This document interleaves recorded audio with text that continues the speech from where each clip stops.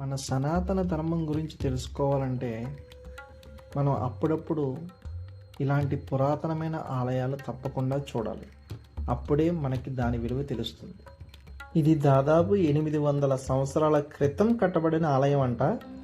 చాలా పురాతన ఆలయం. చూడండి ఒకసారి ఆర్కిటెక్చర్ ఎంత అద్భుతంగా ఉందో, ఎంత బాగా కట్టారో. ఇప్పటి ఇంజనీర్లు కూడా సరిపోరు ఆ ఆర్కిటెక్చర్, అంత అద్భుతంగా కట్టారు. చాలా అంటే చాలా బాగుంది. ఒకసారి చూడండి, 800 సంవత్సరాల క్రితం ఆ డిజైన్స్. ఆలయం ఎంత బాగుందంటే అంత బాగుంది. ఇంతకు ఈ ఆలయం పేరు చెప్పలేదు కదా మీకు. ఈ ఆలయం పేరు సోమనాథపుర ఆలయం.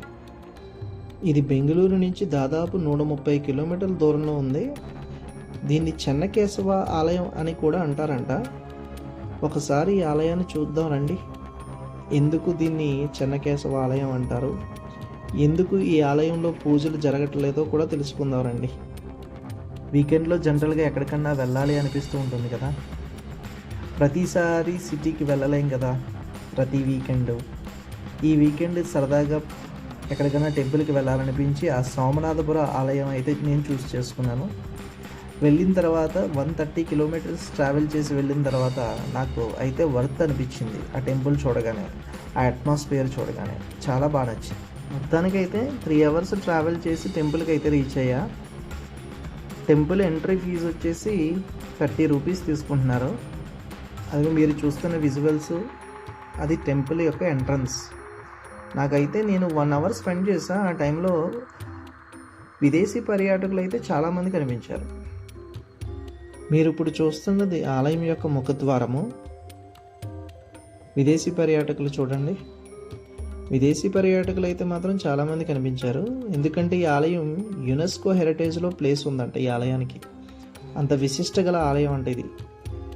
ఇప్పుడైతే మనం ఆలయం లోపలికి వెళుతున్నాం. ఇది ఆలయం యొక్క ముందరి భాగం. లోపలికి వెళ్ళడానికి చూడండి ఒకసారి, ఆలయం మెట్లు, ముఖద్వారం అంతా పగిలిపోయి ఉన్నాయి. చాలా సంవత్సరాల క్రితం కట్టింది కదా, అందువల్ల అన్నీ పగిలిపోయి ఉన్నాయి. ఎవరో తాతగారు పక్కన కూర్చొని ఉన్నారు, ప్రశాంతంగా ఎంజాయ్ చేస్తున్నారు తాతగారు. చూడండి ఒకసారి ఆర్కిటెక్చర్ ఎంత బాగుందో. నిజంగా ఇలాంటి టెంపుల్స్ చూసినప్పుడు అనిపిస్తూ ఉంటుంది మన సనాతన ధర్మం ఎంత గొప్పదో కదా. ఎంత ఓల్డ్ టెంపుల్, ఆ టైంలోనే అంత ఆర్కిటెక్చర్ కట్టారంటే చాలా గ్రేట్. నిజంగా కట్టిన వాళ్ళు చాలా అంటే చాలా బాగుంది. ప్రజెంట్ మనమైతే ఇప్పుడు గర్భగుడి లోపలికి వెళ్ళడానికి ఆ ముఖద్వారం వద్ద ఉన్నాం. ఒకసారి లోపలికి వెళ్దాం. లోపల ఎలా ఉందో ఒకసారి చూసొద్దాం. మరి ఇంకెందుకు ఆలస్యం, ఒకసారి చూద్దాం నడండి. ప్రజెంట్ అయితే మనం గర్భగుడి లోపలికి వెళ్తున్నాం. లోపల ఎలా ఉందో ఒకసారి మీకు చూపించేస్తాను, చూసేయండి.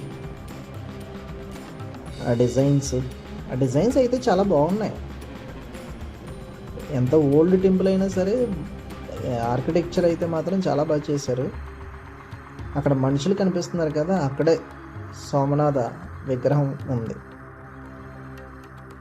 ఆ స్తంభాల మీద ఆర్కిటెక్చర్ చూడండి ఎంత బాగా డిజైన్ చేశారో. మీకు సరిగ్గా కనిపిస్తుందని అనుకుంటున్నాను, బట్ సరిగ్గా కనిపించకపోతే తిట్టుకోకండి. విదేశీ పర్యాటకులు అయితే మాత్రం చాలామంది కనిపించారు.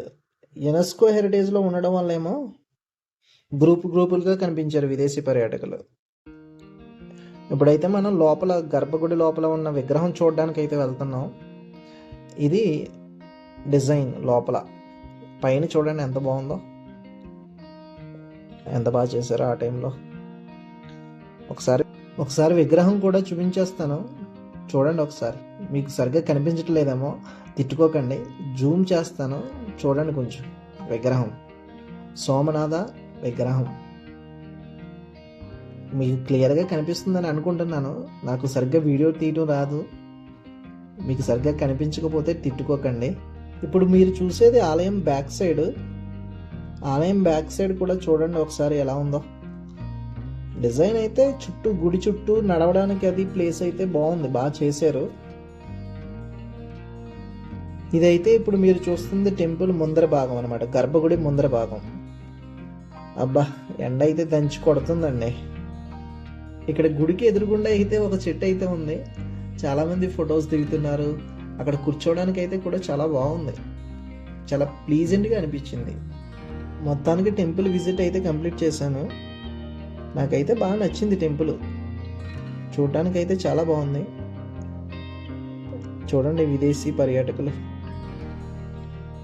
చాలామంది ఇలా గ్రూపులుగా కనిపించారు. నాకైతే 1 అవర్ స్పెండ్ చేసా. 1 అవర్లో చాలామంది గ్రూపులు అయితే కనిపించారు నాకు. France, Germany,